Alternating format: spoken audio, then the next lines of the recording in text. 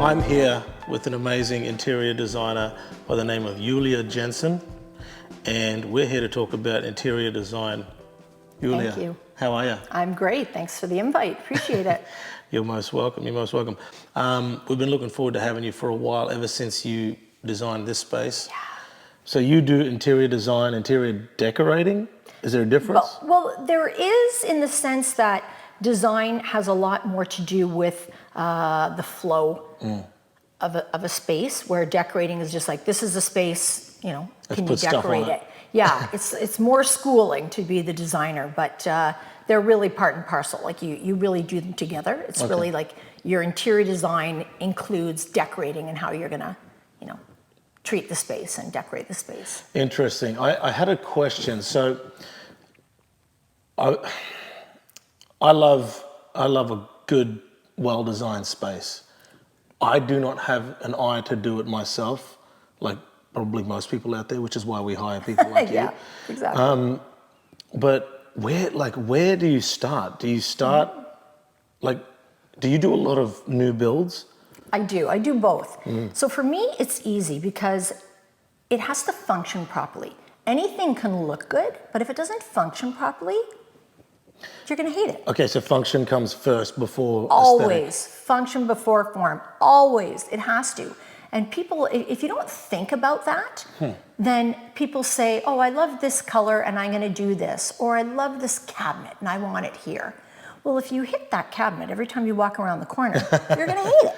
Yeah. So it has to function properly. And that really is the most important thing when it comes to interior design. It's designing the interior to function properly. And then you go in and you figure out, you know, usually your client has some sort of design aesthetic, and if they don't, you look through some pictures.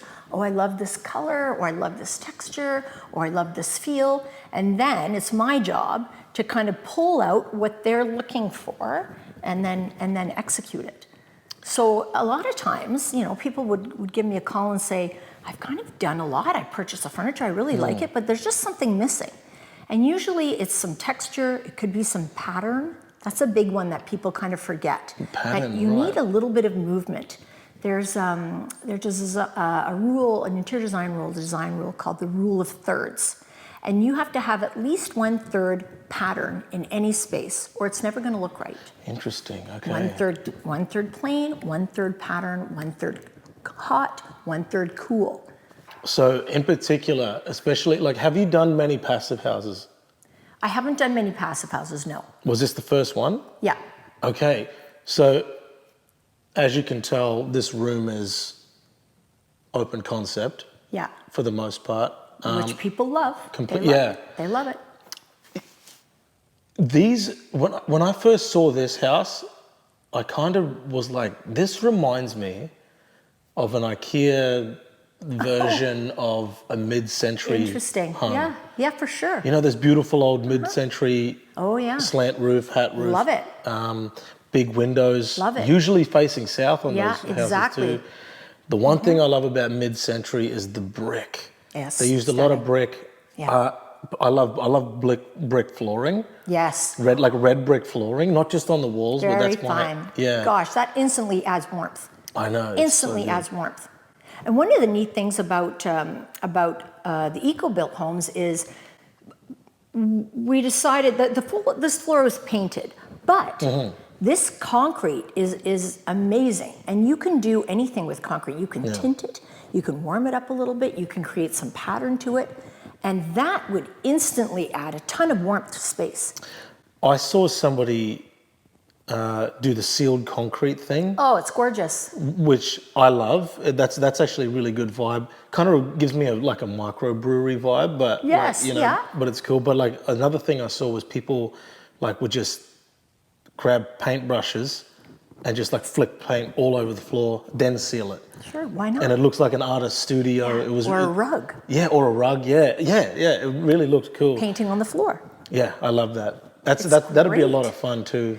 And like, yes, you think, oh, concrete, you think microbrewery, but it all depends on how you kind of layer in the other design elements, right? So if you want it to be a bit more refined, you could do some darker leather furniture. You can do a little bit more of a deeper rust feel in the floor. Like there's always ways that you can create the feel that you want. I really like what you did with this space. You've just accented, like you could probably see in the back of this video, just behind Ulya's head, there's 2 layers of greenery, 3 actually, one in the corner over there. It's just these little accents for the eyes. The pillow I'm looking at, I've been staring at the whole time. And you need it. We're in the country. We're in a beautiful rural space. So we want the outside to be reflected on the inside. Yeah. You know, so adding some greenery, adding the texture that we did in the coffee tables, that just brings the outside in. And gosh, that's kind of why we're here. We want to connect with nature. All right. Okay. So most of our eco models, our eco passive houses are open concept. What's a rule of thumb when you walk into a place and you've been hired to design?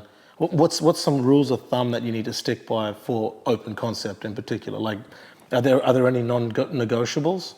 Well, the first thing I say, because most people love open concept, right? And especially if you want a house that maybe is a slightly smaller footprint, open concept is the best because you can have spaces that do multifunctional things. So the first thing I would say is, what are you going to be doing in this space, right? So if people say, well, I don't want a television, I really just want to have conversation area and somewhere to dine. Well, that automatically makes me start to think, okay, we need to divide it up to a conversation area and a dining area. But if somebody says, well, I collect a lot of books and I really want to have sort of a library / media room and somewhere to dine. Well, okay, then we're going to build a library / media room and somewhere to dine. You have to know how you're going to use the space. So you have to ask a lot of questions. How big is the family? How often do you have 8 people eating here, or is it usually 4? All of those things are going to help you decide what size furnishings you need, how large a table you need, how much you want to dedicate to one zone over another. We never eat. We always eat at the island. We don't even really need a table. Well, then why are we going to use all the real estate with a big table? How do you live? What are you doing in this space? Most important thing. So it really does come down to the first thing is functionality. It has to be. There's no point me building a massive table or a massive library if people say, oh, we never read books. We don't even want to look at them. Yeah. Character. Does that come after the functionality process? Always. You can always add character. You almost think about like when you're getting dressed. You put an outfit on and you think, oh, this doesn't quite have enough attitude. I want to put something else on. You can always add the character. You can't always take it away, depending on, the hard surfaces you've decided on. If you decided on crazy quartz that has a lot of movement and a lot of color, well, it's an expensive ticket, so you're going to be hanging out with that for a long time. But character comes down to how things are going to function. If you say, I want a cozy reading nook, well, I'm probably not going to decorate it all white, right? I'm going to make sure we've got some texture in there, some color, some warmth, some plush furnishings. But if somebody says, I really like to live like a minimalist, I really don't want to see a lot of clutter, I don't want to see a lot of things, well, then we calm it right down. So it always goes back to the individual. Because if I just come in and do what I want, you might not like that. That might not appeal to you. Yeah, I feel like this space is the minimalist vibe. It is. Yeah. It is, for sure. And we had some accessories that I had to respect. This furniture was here already. That's right. And I was going to ask you, yeah. Okay. Yeah, so you work with that. There's always a way to work with what you have because we want to reuse as much as we have. We don't want to always have to buy new things, right? We do too much of that in this world. And so having this already, I thought, okay, what can we do to add to this to give it some color and some pattern? Because it was very, very plain when I first got here. That's right. No pattern, very little to no color. You got rid of the red chair. I got rid of the red chair. You did? Yeah. Yeah. I just realized it right now. I haven't seen that thing in months. It's still there, but it's in the loft. It's in the games area. Okay, so the white couches, the white walls. I noticed that all of your pillows have a tinge of white to them that you've added. It doesn't go away. There's no solid colors, you know, like. We had enough solid. Yeah, There was except for the couch. enough right? solid. The floor was solid, right? There's no movement in it. Like I was saying, the concrete you could have some movement, some texture. That's true. Our floor had none. We tinted the color. We tinted it a bit warmer because before it was very chilly gray, a very cool gray, which was adding to the chilliness, right? Yeah. So, so we warmed it up a little bit more like sand.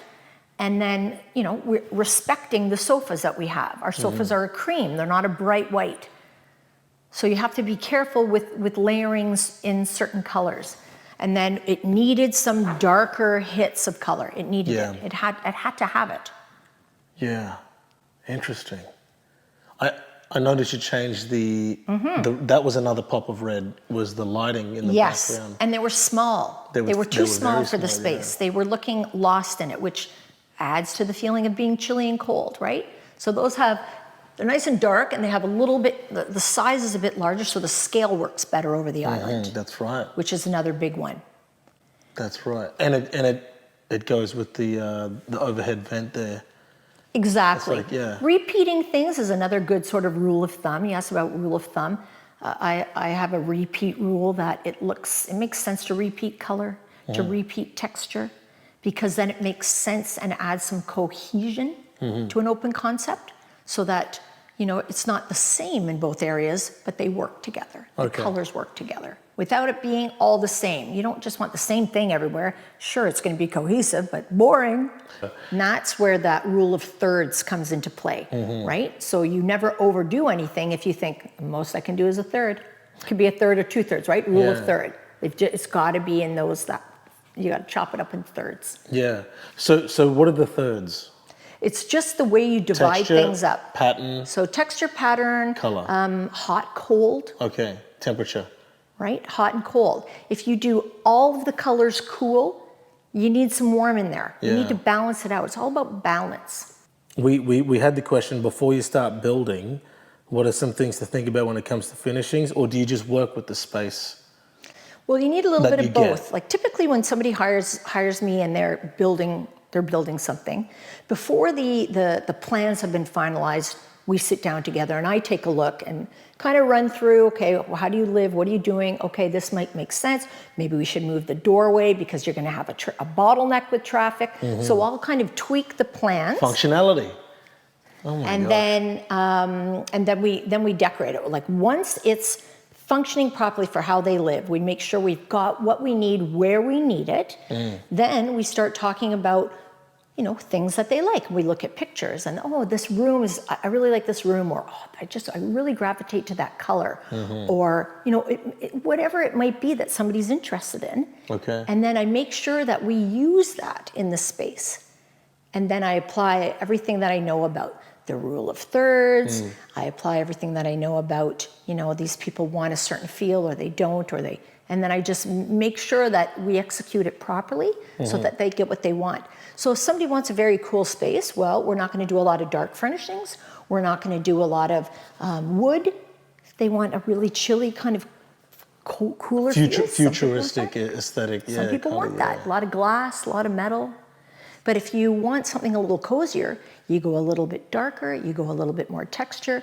You know, instantly, if we wanted to, if this was a blank slate when I got here, and the name of the game was, we want this to feel like a cozy lodge type place, we would have gone quite a bit deeper with the paint color. Yeah. Okay, let's talk about colors. What seems to be trending now? It's interesting because mid-century modern has had, well, it's never gone away because just the way that the homes were built, the function, the timelessness, they kind of nailed it. Class. Nailed it. Yeah. Frank Lloyd Wright, like my idol. That's right, yeah. Like, exactly, that's right, he was right. And everyone's like, what is this guy doing? Well, those homes have stood the test of time, right? They were positioned properly with the sun, et cetera, et cetera, et cetera. They've got, some of them are built for the most part in a passive way. Exactly. Except for maybe just the insulation, the airtight seal in the walls, but everything else Yeah. it's still pretty He had it energy right. efficient. Yeah. I have a home in Palm Springs, California, and they have every year huge mid-century modern, they have a whole week that they dedicate. And just going into all of these homes and seeing like, they've been there forever and yet they're still so in and still so cool. I love them.